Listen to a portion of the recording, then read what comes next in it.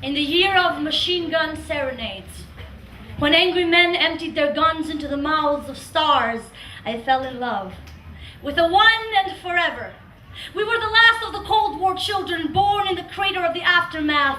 We met in a church filled with broken hymns and snow, in a city of no dresses and pearls, a city of boarded-up bread stores and paralyzed buses.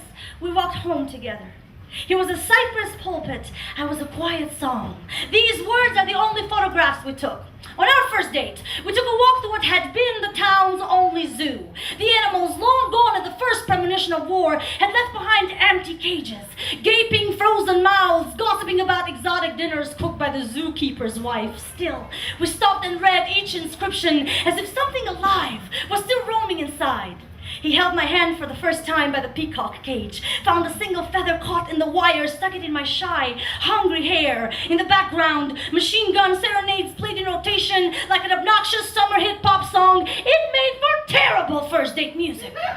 This is how we kissed, my fingers anchored in the trenches of his fists. He aimed for my heart with heavy artillery. He was met with no resistance. The brittle barricades of our lips collapsed as our bodies careened into an unconditional surrender, a changing of arms. On our second date, we did not leave my neighborhood. Between my father's curfew and martial law, it was mission impossible.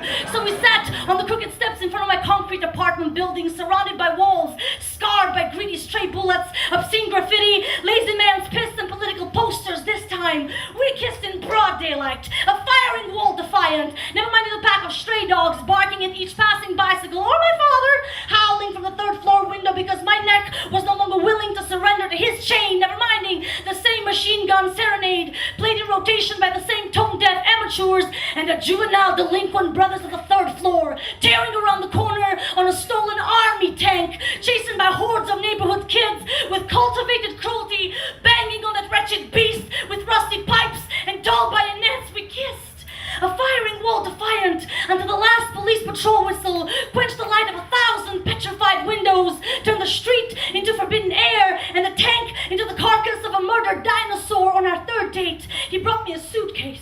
I gave him 2 passport pictures and a tin box with the money from the weapons factory job, 3 summers' worth. He said, Alabama, a porch to listen to the silence. He said, children,